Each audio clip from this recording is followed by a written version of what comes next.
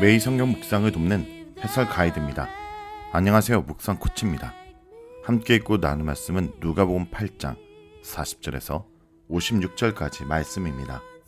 앞의 단락에서 예수님은 자연을 다스리시는 분으로 그리고 귀신을 다스리시는 분으로 묘사되었습니다. 이제 이 단락에서 예수님은 질병을 다스리시고 죽음을 다스리시는 분으로 묘사됩니다. 소위 말하는 샌드위치 구조를 통해 두 이야기가 일관된 주제를 가지고 있음을 보여줍니다. 즉 예수님의 신적 능력을 통해 그가 하나님 나라를 세우는 하나님의 아들이시라는 것을 보여줍니다. 40절에서 42절은 아이로의 딸의 병소식을 들으신 예수님에 대한 내용입니다. 예수님이 이방인 지역으로부터 유대 땅으로 다시 돌아오셨습니다. 이방인들은 예수님을 거절하였으나 본문에서 유대인 무리는 예수님을 환영했습니다. 예수님에 관한 소식이 유대 지역에 상당히 널리 퍼져 있었음을 보여줍니다. 그들은 예수님을 만나 말씀 듣기를 원했고 문제를 해결받기 원했습니다. 그 중에 해당장 아이로라는 사람이 있었습니다. 그는 해당의 지도자로서 율법에 정통한 사람이었으나 자신의 신분이나 학식을 내려놓고 예수님 앞에 엎드립니다. 예수님을 자기 집으로 초대합니다. 하나밖에 없는 딸이 죽어가고 있었기 때문입니다. 이야기는 첫째로 자기 집에 초대했으나 예수님이 집에 들어오시는 것을 거절했던 백부장의 모습을 기억나게 합니다. 백부장의 경우와 달리 예수님은 아이로의 집으로 인도되어 집안에서 직접 그 딸을 살리십니다. 예수님께 집안이든 집 밖이든 그 장소가 중요하지 않았습니다. 믿음을 중요하게 여기셨고 믿음이 있는 곳에서 예수님은 역사하셨습니다. 예수님은 백부장의 믿음을 보셨고 아이로에게 믿음을 강조하셨습니다. 그리고 그들의 기도를 들어주셨습니다. 둘째, 이 이야기는 나인성 가보의 하나밖에 없는 아들을 살리신 예수님의 모습을 생각나게 합니다. 나인성 가보와 해당장 아이로의 외아들과 외딸은 대조를 이룹니다. 예수님은 신분이나 상황에 상관없이 고통받는 자가 믿음으로 요청할 때 외면하지 않으시는 분입니다. 나인성 가보를 불쌍히 여기셨고 아이로의 간절한 요청을 뿌리치지 않으셨습니다. 믿음이 있는 곳에서 예수님은 역사하셨습니다. 계속해서 누가복음은 독자들에게 믿음을 격려하고 있습니다. 백부장의 종을 치유하신 이야기, 나인성 가보의 아들을 살리신 이야기, 아이로의 딸을 살리신 이야기 등을 통해 누가복음은 독자들에게 굳건한 믿음을 격려하고 있습니다. 42절에서 48절은 혈증 앓는 여인을 치유하신 예수님에 대한 내용입니다. 무리가 밀려들 만큼 많은 사람들이 예수님을 따랐습니다. 제자들이 예수님의 옷자락을 만진 사람을 분간하지 못할 만큼 사람들이 예수님께 밀려들었습니다. 예수님의 옷자락에 손을 댄 사람은 12년을 혈루증으로 고생한 여자였습니다. 12년 동안 여러 의사를 찾아다니고 별의별 노력을 다했으나 소용이 없었습니다. 육체적 고통 외에 경제적 고통이 있었을 것입니다. 마가복음은 이러한 고통을 더 분명히 밝힙니다.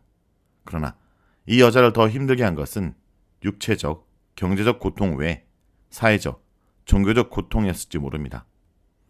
여인에게서 피가 유출되면 죄의적으로 부정했으며 그와 접촉한 사람도 부정했습니다. 따라서 사람들은 그녀와 접촉하는 것을 피했을 것입니다. 그녀는 성전 제사 등 모든 제사에서 소외될 수밖에 없었습니다. 한편 그녀가 예수님의 옷자락을 만지자 병이 즉시 치유되었습니다. 즉시는 예수님의 능력을 강조하는 표현입니다. 누가복음에서 이 표현은 예수님의 치유 사건 때 종종 등장합니다.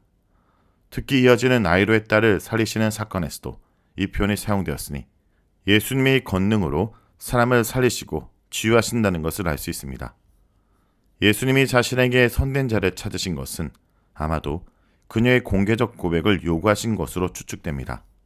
다시 말하면 예수님은 그녀가 누구인지 알고 계셨지만 그녀의 공개적 믿음의 고백을 드러내시려 한 것 같습니다. 이런 이유로 그녀가 나타나지 않자 예수님은 계속해서 자신에게 손댄 자를 찾으셨습니다. 이었고 여인은 두려움에 떨며 예수님 앞에 엎드립니다. 아마도 예수님의 능력을 체험하고 그의 신적 위험에 두려워했던 것 같습니다. 이러한 신적 능력에 대한 두려움은 누가복음에 종종 등장합니다.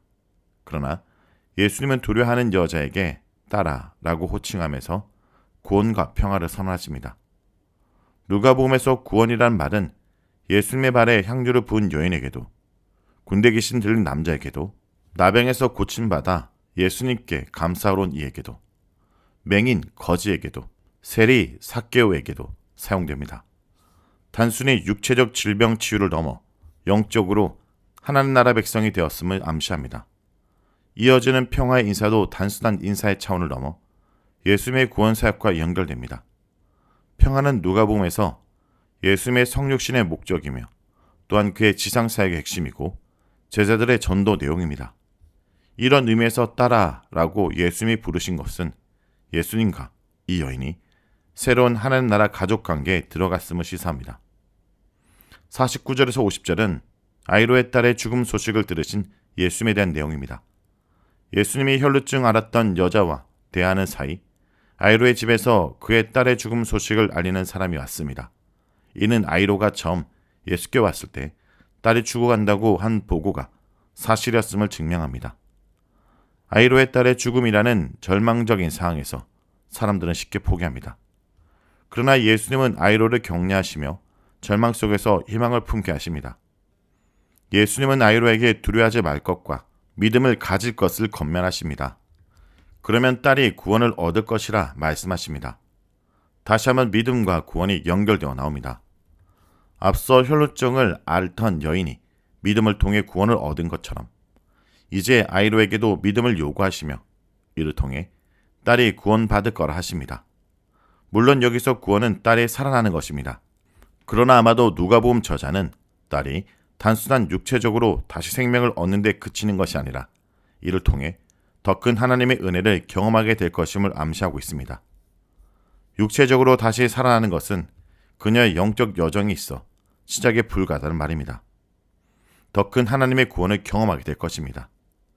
그런데 이러한 딸의 구원은 아버지의 믿음으로부터 시작합니다. 아버지가 믿음으로 예수님께 간구하고 예수님은 그 믿음을 보시고 그의 딸을 살리십니다. 그러나 믿음의 더 근원적인 시작은 예수님께 있습니다. 딸이 죽었다는 절망적 상황 속에서도 예수님은 아이로를 격려하시며 믿음을 요구하셨습니다. 그러므로 예수님으로부터 시작해서 아이로 그리고 그의 딸에 이르러 하나님의 구원이 성취됩니다. 51절에서 53절은 아이로의 딸을 살리신 예수님에 대한 내용입니다. 예수님은 아이로의 집에 도착해서 다른 사람들이 기적을 보는 것을 허락하지 않으십니다. 오직 예수님의 세 제자와 아이의 부모만 기적의 현장을 볼 수 있었습니다. 이는 결국 56절의 내용과 이어집니다. 예수님은 아이로의 딸을 살리신 후 아무에게도 알리지 말라 하셨습니다. 기적을 행하신 후 계속해서 아무에게도 이르지 말라 하십니다. 아마도 사람들이 예수님이 전하시는 하나님 나라를 오해할 수도 있었기 때문일 것입니다. 그러나 이것은 거라사 강인에게 하신 말씀과 반대됩니다. 아마도 청중 차이 때문일 것입니다. 거라사인 지역은 상대적으로 예수님에 대한 관심이 적은 이방 지역이었습니다. 그러나 유대 지역은 예수님의 소문이 이미 널리 퍼져 백성들에게 상당한 관심과 기대가 있었습니다. 따라서 백성들이 예수님의 하나님 나라를 오해할 소지가 다분했습니다. 한편 예수님이 아이로의 집에 도착하셨을 때 모든 사람이 아이를 위해 우는 것을 볼 수 있습니다. 해당 장과 그의 딸이 많은 사람들의 관심을 받았다는 증거입니다. 이는 혈루증 앓은 여인의 소외와 대조를 이룹니다. 그러나 예수님은 혈루증 앓은 여인을 치유하셨듯 아이로의 딸도 살리십니다. 예수님의 복음이 모든 계층을 포괄하는 우주적 성격을 지녔음을 보여줍니다. 예수님은 가부를 불쌍히 여기시고 거지와 온갖 부정한 자들을 돌아보셨습니다. 소외되고 고통받는 가난한 자들에게 긍휼을 베푸셨습니다. 그러나 예수님은 또한 백부장과 같은 이방인 지도자, 해당장과 같은 유대 지도자의 간청도 외면하지 않으셨습니다. 성도 여러분, 믿음이 기적을 만듭니다. 아이로와 혈루증 여인의 이야기는 공통적으로 우리에게 한 가지 메시지를 줍니다. 믿음은 하나님의 능력을 경험하는 통로라는 것입니다. 우리는 인생을 살아가면서 예상치 못한 문제들을 만나게 됩니다. 하지만 그때마다 두려워하지 말고 믿음을 가지고 주님께 나가야 합니다. 아이로처럼 절망적인 순간에도 끝까지 신뢰하는 믿음을 가지기 원합니다. 혈루증 여인처럼 예수님을 붙잡고 담대하게 나아가기 원합니다. 그러할 때 우리는 하나님의 놀라운 역사를 경험하게 될 것입니다. 말씀을 놓고 기도하겠습니다. 하나님 아버지, 우리 삶 속에 많은 문제와 한계를 경험할 때가 있습니다. 때로는 절망하고 낙심하지만 오늘 말씀처럼 우리가 주님을 더욱 신뢰하게 하여 주시옵소서. 아이로처럼 우리의 문제를 주님께 맡기고 끝까지 기다리는 믿음을 주옵소서. 혈루증 여인처럼 담대하게 주님을 붙잡고 나아가는 믿음을 허락하여 주옵소서. 우리가 우리의 한계를 바라보지 않고 전능하신 주님을 바라보며 나아가도록 도와주옵소서. 예수님의 이름으로 기도합니다. 아멘.